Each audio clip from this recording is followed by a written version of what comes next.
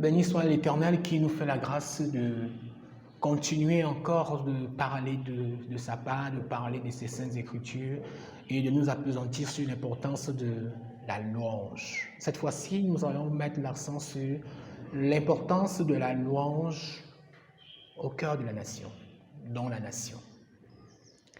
Et je veux prier le Seigneur de nous accorder, de m'accorder les mots justes pour dire exactement ce qui m'a permis de comprendre, ce qui me permet d'expérimenter dans cette portion sur laquelle nous allons nous attarder.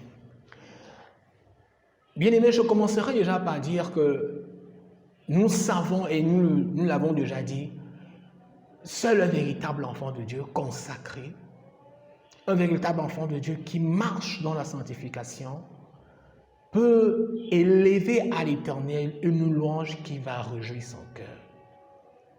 Tu es chantre et tu veux avoir un impact dans la nation, tu veux voir ta nation changer, tu veux voir ta nation être restaurée. Je voudrais que tu prêtes un peu plus attention à ce moment. Je voudrais que tu écoutes ce que le Seigneur a mis dans mon cœur. Car la vérité, on peut prier pour la communauté, on peut prier sur le plan individuel en utilisant la louange comme un instrument. Mais lorsqu'il s'agit maintenant de prier pour la nation, bien aimé, c'est encore une affaire qui demande et qui exige un certain nombre de prérequis.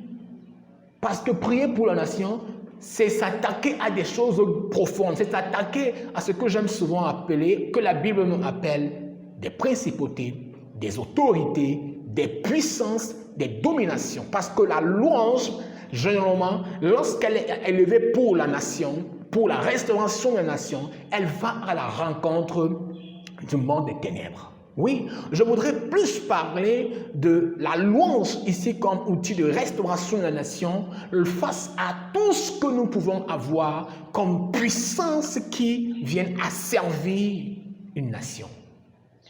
Et je veux dire à quelqu'un, s'il y a une personne qui peut changer les choses, s'il y a une personne qui peut transformer les choses, c'est toi le chantre. Oui, c'est toi le chantre.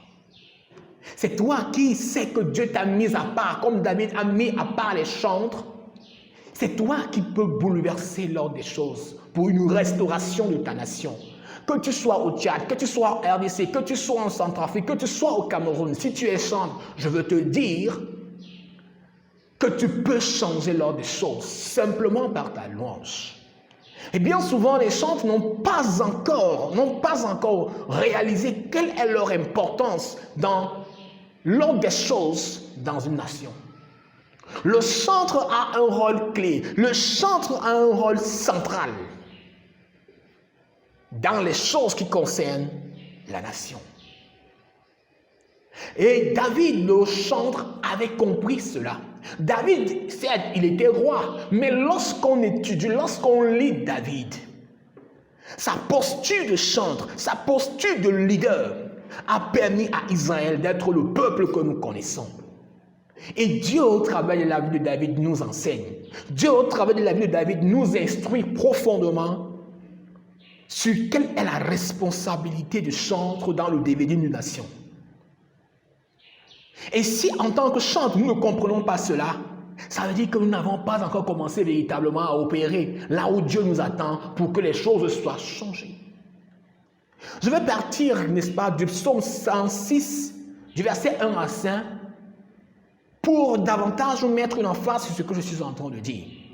La parole déclare, « Louez l'Éternel, louez l'Éternel car il est bon, car sa miséricorde durera toujours. Qui dira les hauts faits de l'Éternel? Qui publiera toute sa louange? Heureux ceux qui observent la loi, qui pratiquent la justice en tout temps. Éternel, souviens-toi de moi dans ta bienveillance pour ton peuple. Souviens-toi de moi en lui accordant ton secours, afin que je voie le bonheur de tes élus. Que je me réjouisse de la joie de ton peuple et que je me glorifie avec ton héritage. Nous avons péché comme nos pères, nous avons commis l'iniquité, nous avons fait le mal. Bien-aimé, quand je m'arrête juste au verset 5, je vois un leader, je vois un chantre de l'Éternel qui se positionne entre Dieu et le peuple. Ce leader reconnaît, il s'approche de Dieu déjà par la louange, mais il sait que ceux pour qui il est en train d'intercéder, ceux pour qui il est en train de louer l'Éternel, ce sont des personnes qui ne méritent pas ses bienfaits. Ce sont des personnes qui ont fait le mal. Car il dit au verset 5, nous avons péché comme nos pères, nous avons commis l'iniquité, nous avons fait le mal. Bien-aimés, nous sommes environnés de tant de personnes qui pratiquent le mal. Nous sommes environnés de tant de personnes qui posent des actes abominables. Des personnes qui ne méritent pas la grâce de Dieu. Des personnes qui méritent, comme certains le diront, l'enfer à cause des abominations dans lesquelles ils se trouvent. David, quand il vient se positionner devant Dieu, il sait qu'il est en train de plaider la cause des personnes qui ne méritent même pas l'attention et les bienfaits de l'Éternel. Il dit que ce peuple-là a fait le mal. Ce peuple-là a commis le mal. C'est toute la description de nos nations aujourd'hui. C'est toute la description de ceux qui nous gouvernent. C'est toute la description de ceux-là qui sont censés prêcher par l'exemple. Que ce soit des leaders dans des communautés, que ce soit ceux qui sont dans le séculier et qui occupent des postes de responsabilité, que ce soit nos chefs d'État. Nous avons tous conscience que plusieurs ont versé dans le mal. Mais remarquons ici, David aborde Dieu dans ce contexte-là en utilisant la louange. Il commence par louer celui-là. Il sait que tout à l'heure, il va présenter une situation mauvaise, une situation qui condamne son peuple. Il commence par présenter la louange. Il commence par louer Dieu. On a comme l'impression qu'en louant Dieu, Dieu va fermer les yeux sur le mal. Je voudrais montrer au chantre quelle est la grâce qu'il a. Je voudrais attirer l'attention du chantre que lorsque tu commences à louer Dieu, Dieu est capable de fermer des yeux sur un certain nombre de choses qui condamnent. David dit, il sait très bien que ce peuple-là qui a commis le mal ne mérite pas. Il sait que ce peuple-là qui a commis le mal ne mérite pas l'attention de l'Éternel. Il commence par le dire, louez l'Éternel. Louez l'Éternel car il est bon. Bien-aimé, il commence par élever celui-là qui va faire du bien à ce peuple de pécheurs, à ce peuple qui commet le mal. Il commence par célébrer ce Dieu-là. Il commence par élever ce Dieu-là. Et je suis défié. Je suis défié parce que lorsque David finit d'élever le Seigneur, il dit quelque chose qui attire encore mon attention.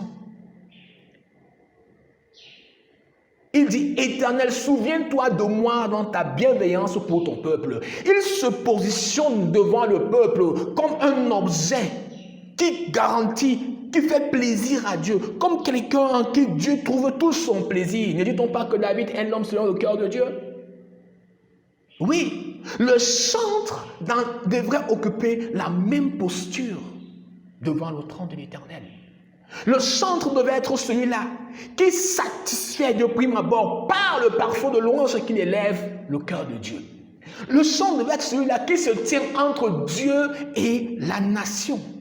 Pour dire à ce Dieu, pour dire à l'Éternel, tu dois bénir ce peuple, tu dois bénir cette nation, même si elle ne mérite pas ton attention, même si elle ne mérite pas tes privilèges, même si cette nation ne mérite pas que tu veilles sur elle, tu dois le faire. Et la clé que David nous donne ici, c'est la louange.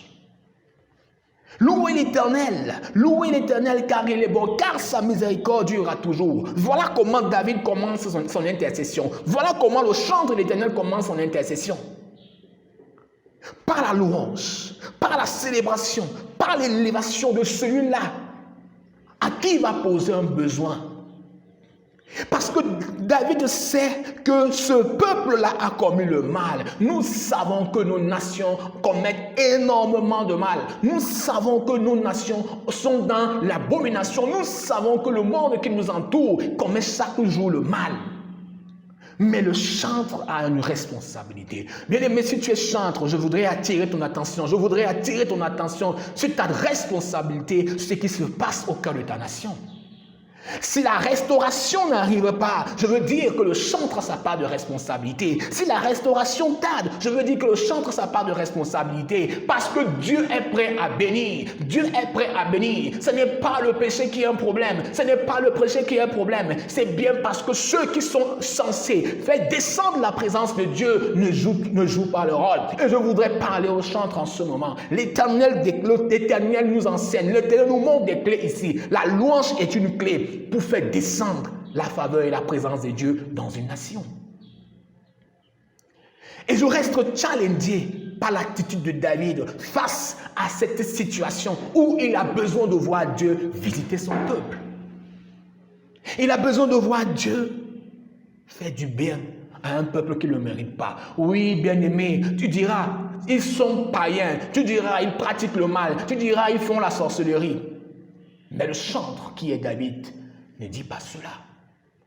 Il célèbre l'Éternel. Il se positionne comme un parfum de bonne odeur à l'Éternel.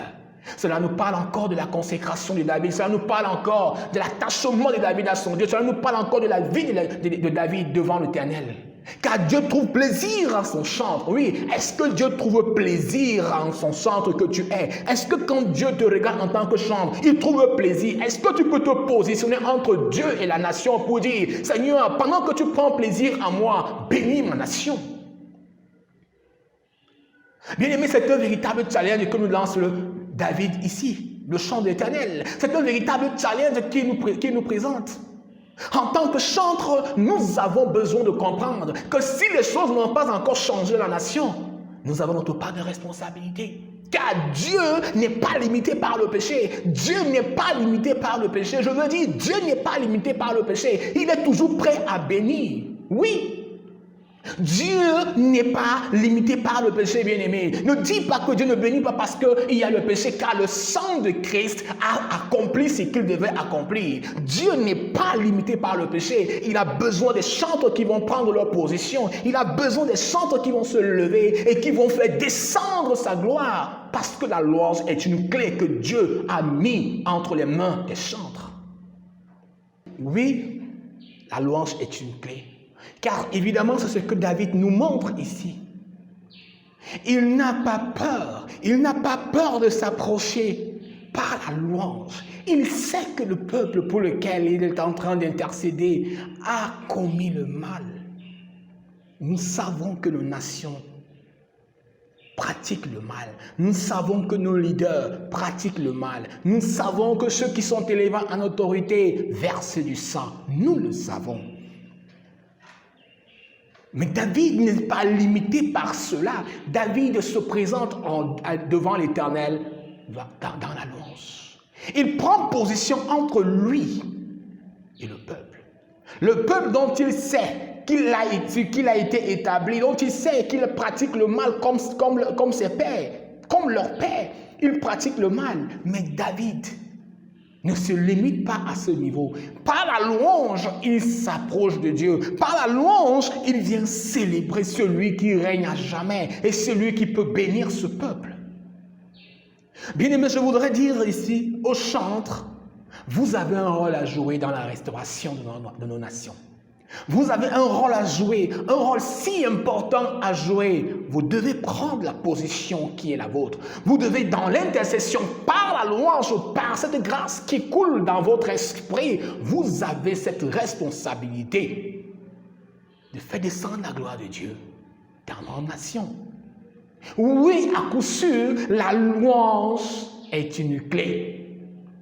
Mais je voudrais davantage illustrer cette réalité. Je voudrais illustrer cette vérité par un autre passage. Je vais lire dans la parole au livre de 2 Chroniques chapitre 20, le verset 21 à 22. Mais avant, je voudrais remettre, n'est-ce pas, cette portion dans son contexte. On vient dire au roi Josaphat, qui est roi de Juda, que voilà les Moabites et les Ammonites qui se sont mis ensemble pour venir les chasser sur le patrimoine, sur l'héritage de l'Éternel, c'est-à-dire la terre d'Israël. Et tout le peuple de Juda s'est rassemblé pour chercher la face de l'Éternel. Et pendant qu'ils étaient en train de prier, pendant qu'ils étaient en train d'élever leurs supplications à l'Éternel, c'est alors que le Seigneur a donné sa prophétie par son prophète. Et le Seigneur a dit ce qui allait être fait. Et le Seigneur a dit, vous n'aurez pas à combattre. Vous n'aurez pas à combattre. Et il a tout simplement dit, allez à leur rencontre et tenez-vous là. Mais ce qui est marquant dans cette histoire, c'est ce que le roi Josaphat va faire.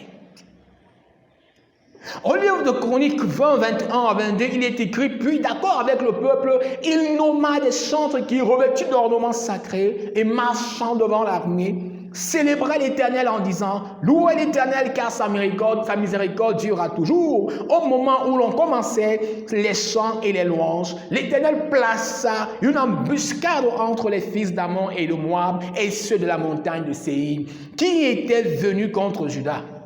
Et ils furent battus. Les fils d'Ammon et de Moab se jetèrent sur les habitants de la montagne de Séir pour les dévouer par interdit et les exterminer. Et quand ils en eurent fini avec les habitants de Séir, ils s'aidaient les uns les autres à se détruire. Waouh, bien-aimé. Lorsqu'on regarde ce que le roi Josaphat a fait, les hommes de ce siècle vont se dire, mais ce Josaphat-là, est-ce qu'il est encore logique? Face à une armée si nombreuse, face à une armée qui, n'est-ce pas, vient pour vous écraser, tu places qui devant? Tu places qui devant? Les chefs de guerre les plus expérimentés vont te dire qu'en première ligne, on va d'abord placer les personnes les plus aguerries, les personnes les plus fortes, les plus vaillantes, celles qui sont capables de repousser l'ennemi. Mais Josaphat n'a pas fait cela. Qui est-ce qu'il l'a placé devant? Il a placé des chantres. Il a placé des chantres. Et je voudrais mettre un accent ici. La parole déclare qu'il n'a placé des chantres après les avoir revêtus d'ornements sacrés. Bien aimé, je veux parler ici de la consécration des chantres. Je veux parler de la consécration des chantres. Le revêtement dont il est question ici, c'est un revêtement qui est caractéristique des personnes mises à part pour un ministère. Et bien souvent, les Lévites, n'est-ce pas, étaient ces personnes mises à part. Ce revêtement-là nous parle de la consécration, nous parle de ces chantres-là qui sont mis à part pour faire descendre la gloire de Dieu au travers de la louange, pour rendre, n'est-ce pas, à l'Éternel une louange du ciel. Face à l'armée ennemie, ce sont les chantres qui ont été placés devant. Ce sont les chantres qui ont été placés devant. Ce ne sont pas, n'est-ce pas, des intercesseurs tels qu'on les connaît d'habitude dans des moments de prière.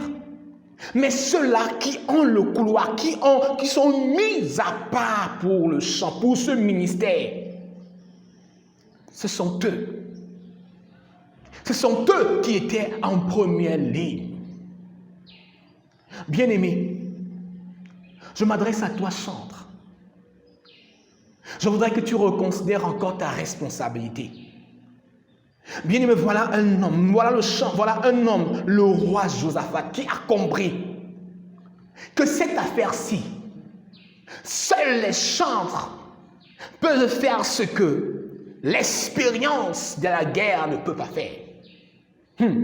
Seuls les chantres peuvent faire ce que l'expérience de la guerre ne peut pas faire. Face à cette armée nombreuse, il fallait la toute-puissance de Dieu pour délivrer Israël, pour délivrer Juda. Ces passages m'édifient. Et la délivrance que Dieu accorde à Juda est telle que tous les habitants d'alentour avaient sur eux une peur terrible parce qu'ils avaient appris ce que l'Éternel avait fait aux ennemis de Juda. Parce qu'ils avaient appris ce que l'Éternel a fait aux ennemis de Juda. La clé ici, c'était la louange. La clé ici, c'était ceux-là qui portaient des vêtements sacré pour exécuter des louanges chrétiennes à l'Éternel. Bien-aimé, je veux te dire, si tu es chantre, revois ta consécration, revois ta consécration. Si tu es chantre, sache que après t'être consacré à Dieu, tu dois prendre une position de devant, une position d'avant. Pourquoi? Parce que la nation, pour sa restauration, a besoin des chantres consacrés à l'Éternel qui vont faire descendre sa gloire, qui vont faire descendre sa force, qui vont faire descendre sa puissance. Nous n'avons pas de raison à donner. Nous n'avons pas de justificatif à donner. Lorsqu'on regarde l'état de nos nations, on peut poser la question sans risque de se tromper. Où sont les chantres de cette nation? Où sont les chantres de cette nation? Où sont les chantres consacrés de cette nation? Où sont-ils? Ces chantres-là qui vont se mettre devant. Ces chantres-là qui vont prendre la première place pour faire descendre la gloire de Dieu. Pour mettre la confusion dans le camp de l'ennemi. Pour mettre la confusion dans le camp de ceux-là qui viennent pour nous asservir. Où sont ces chantres-là qui vont payer de ce prix et qui vont se tenir dans la présence de Dieu, et parce qu'ils sont consacrés, parce qu'ils ont une onction particulière en eux pour faire descendre cette onction? Où sont ces chantres? Bien-aimé, je reste édifié, je reste challengé parce que je crois que nos nations ont besoin d'être restaurées, nos nations ont besoin d'être délivrées, nos nations ont besoin d'être visitées, nos nations ont besoin des chantres qui vont faire mouvoir la puissance de Dieu. Et je crois que c'est à partir de ces messages que le Seigneur nous communique, ceux-là qui sont mis à part par l'Éternel pour faire descendre sa gloire, commencent à prendre position. Nous commencerons à voir nos nations changer. Nous commencerons à voir nos nations transformées. Tel est le désir du cœur de Dieu. Bien-aimé, je reste convaincu que Dieu veut bénir nos nations. Je reste convaincu que Dieu veut bénir l'Afrique. Je reste convaincu que Dieu veut transformer nos pays africains. Je reste convaincu qu'une génération de chantres consacrés, je dis bien des chants consacrés, va bientôt voir le jour. Et nos différentes nations feront ce que plusieurs dans le passé n'ont pas fait. Car à coup sûr, nos nations seront visitées. Nos nations seront visitées. Mais avant, nous devons comprendre que c'est la volonté de Dieu de restaurer nos nations. C'est la volonté de Dieu de restaurer nos pays. Que le nom de l'Éternel soit béni. Que son nom soit glorifié pendant que toi chantes. Tu comprends que la clé de la restauration de la nation, c'est la louange. Que le Seigneur te bénisse.